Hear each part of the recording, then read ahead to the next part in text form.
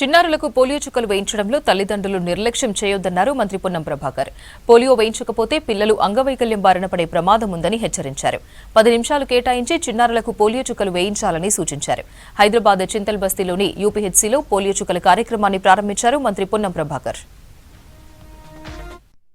నిర్వహిస్తున్న ఈ పోలియో చుక్కల కార్యక్రమం వల్ల మన దేశం ఈ రోజు పోలియో రహిత దేశంగా ఉన్నదంటే ఇది యావత్ దేశ ప్రజల సహకారము, ప్రభుత్వం యొక్క ప్రతిజ్ఞ.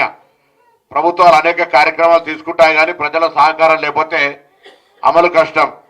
కానీ ఇది ఒక సామాజిక బాధ్యతగా మన దేశంలో మనం ఇటువంటి చుక్కలు పోలియో మందు వేసుకోకపోయినట్టయితే అంగవైకల్యంతో వచ్చేటువంటి అవకాశం ఉంది. కాబట్టి ఇవాళ మీ అందరూ కూడా గతంలో ఉన్న వాళ్ళను ఎక్కువ చూసి ఉండకపోతున్నారు కానీ చాలా మంది పిల్లలు అంగవైకల్యం పొందేటువంటి పరిస్థితి ఉండే పోలియో ఎఫెక్ట్ అయినటువంటి వాళ్ళు.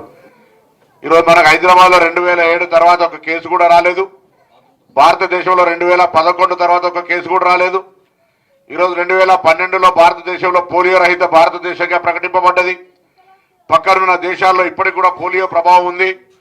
ఈ విధంగా ముందుకు సాగుతున్న సందర్భంలో నిరంతరంగా నేను ఈరోజు హైదరాబాద్ జిల్లా ఇన్ఛార్జ్ మంత్రిగా హైదరాబాద్లో ఉన్నటువంటి ప్రతి కుటుంబ సభ్యుడిని ఇంట్లో 5 సంవత్సరాల లోపున్న పిల్లలందరూ కూడా ఈరోజు గౌరవ జిల్లా కలెక్టర్ ప్రభుత్వం యాంత్రాంగం తరఫున దాదాపు 3000 కేంద్రాలు, 2800 కేంద్రాలేమో క్షేత్రస్థాయిలో, దాదాపు 80 క్షేత్రాలు మొబైల్ స్థాయిలో, ఇంకొక 80 క్షేత్రాలను మరి ట్రాన్సిట్ పాయింట్లుగా అంటే బస్టాండ్లో అక్కడెక్కడ అటువంటి పెట్టినటువంటి పరిస్థితి ఉంది. కాబట్టి మీకు ఎక్కడ అవకాశం ఉంటే అక్కడ 10 నిమిషాలు సమయం ఇచ్చి ఇదే రోజు సాయంత్రం వరకు ఉండే ఈ రోజును పోలియో మీ ఇంటి దగ్గర కానీ ఇంటి చుట్టుపక్కల కానీ ఎక్కడున్నా యావత్ తెలంగాణ రాష్ట్రంలో ఉన్నటువంటి పిల్లలందరూ కూడా వాళ్ళ తల్లిదండ్రులు ఈ పోలియో చుక్కలు వేయించాలని హృదయపూర్వకంగా విజ్ఞప్తి చేస్తా ఉన్నా.